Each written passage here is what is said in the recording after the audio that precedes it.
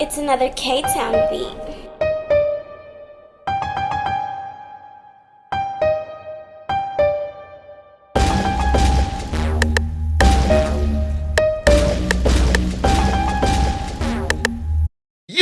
YouTube, it's your boy, Mr. Outliner. I'm back, and today we about to change him from Ricky to Ricardo, from Eric to Enrique. You know what I'm saying? We about to liven them up. You know what I'm saying? We about to get them popping. You know what I'm saying? So anyway, on this makeover thing, we're gonna do a drop fade. We're gonna leave the top curly. He wanted to keep the top, so the first thing I wanted to do was knock a lot of this bulk down. So what I did, I took my tool guard and I started debulking, and I just really handled the sides, kind of got it down where I can see it, visualize it, do what I need to do to it. You know what I'm saying? So that's the first thing we want to do. Take our tool guard, go with the grain, against the grain, work that down on both sides, and then get ready to start the fade.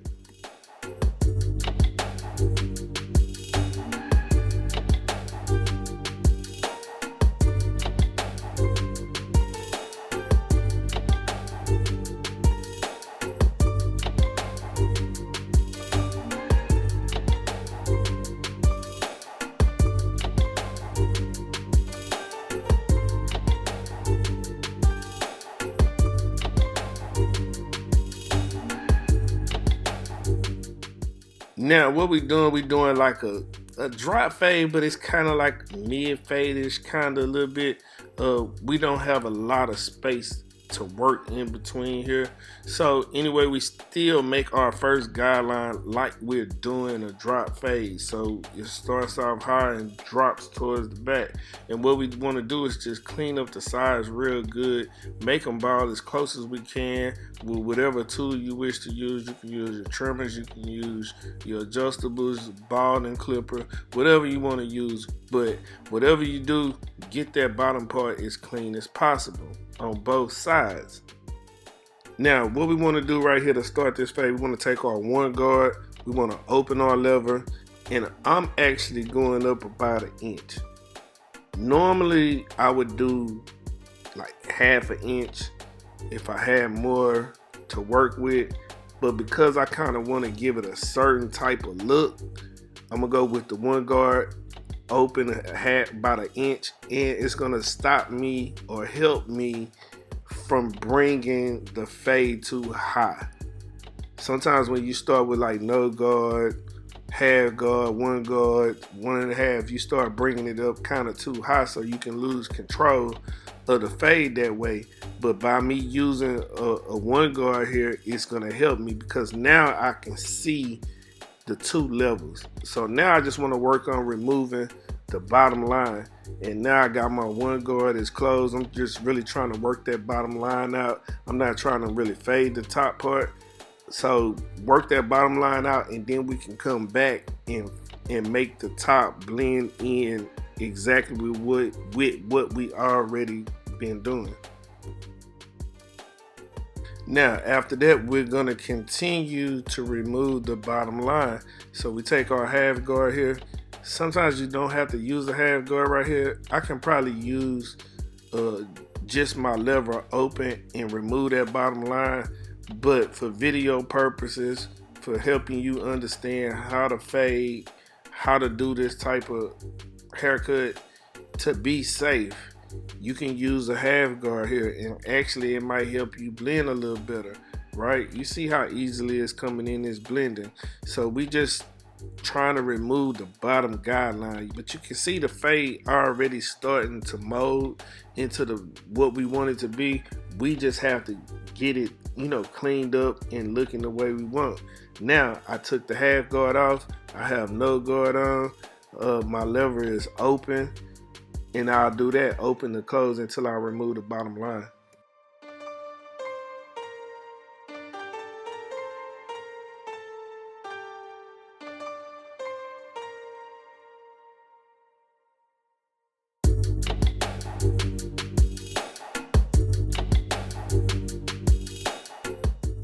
Now, after I did do that part, I come back, I got my 1.5, I open my lever, and I just try to blend in everything to make everything smooth out.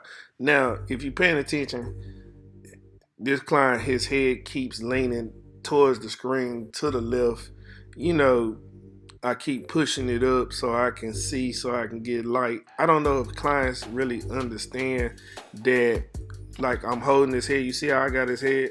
I don't know if he understands that, you know, barbers trying to get the best light, get the best look, these type of things that barbers go through.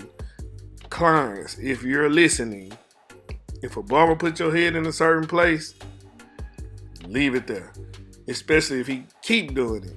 But anyway, so you take your 1.5 guard, you try to smooth it, try to get everything where you want it.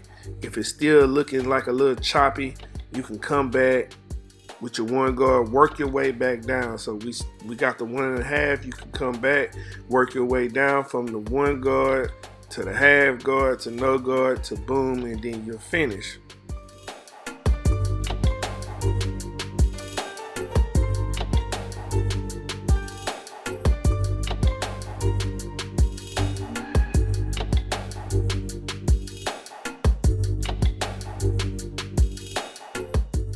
Now, once you get through doing all of those steps, you can see the fade is coming out. It's a little bit more smoother, it's cleaner.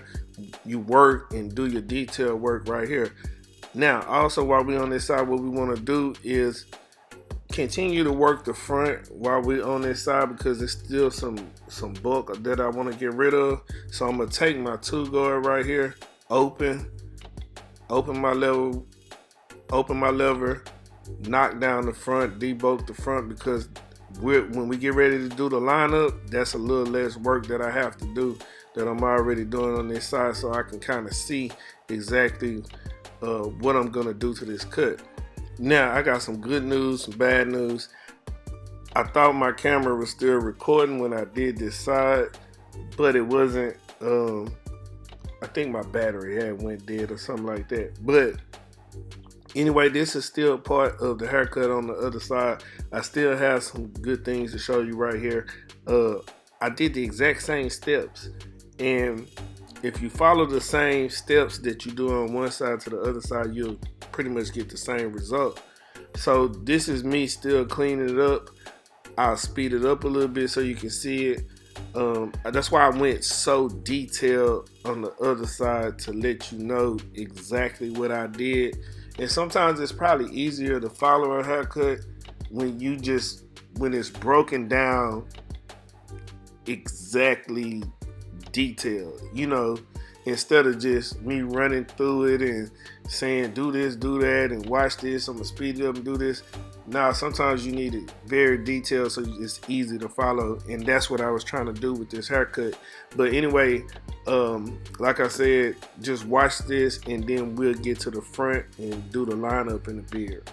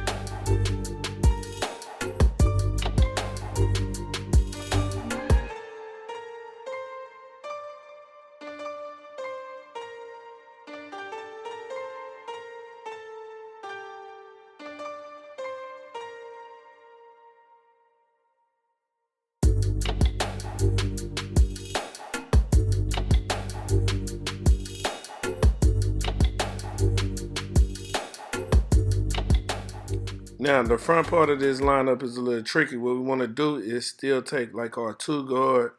Take your time with this in the front. We want to knock down anything that's like overly curling, hanging onto the front of the lineup. We want to be able to see the lineup, put everything where we can see it. Also, you know that we're going to use our Mr. Outliner detailing mist in order to assist us with this lineup and making it crispy, right? Now, let me explain to you if you don't know, the Mr. Outliner detailing mist helps to keep the hair in place, keep the scalp dry, helps you and assists you in creating a sharp line without using a pencil, right? You can get that crispy ash line, looks like you got a white pencil on it, but you don't, right? One less thing you have to buy. I'm not a big fan of the pencil. I know people that use the pencil. It's cool. I'm just not a fan of it, right? Just like everybody not a fan of enhancements, but I use them. And I think on this haircut, I didn't use enhancements. Obviously, he doesn't need it. Got a great grade of hair, a lot to work with right here. So all we have to do is focus on getting a sharp line. Now, I want to start with the vertical bars and the C cup. So first thing I want to do is I'm doing the C cup. I'm setting it up, getting it together, trying to keep a natural line, trying to give him a look that'll go good with this mid-drop fade, right? That's what we're going to call it, mid-drop fade. You see how crispy the line is, right? Now zoom in on it. Look how crispy the line is without any enhancements. Another thing I want to tell you that you might not know, my trimmers, the Wahl detailers, this is what you call it, an unpopular opinion. They cut better when they not zero gap, right? I don't have these like zero gap like you would normally do trimmers.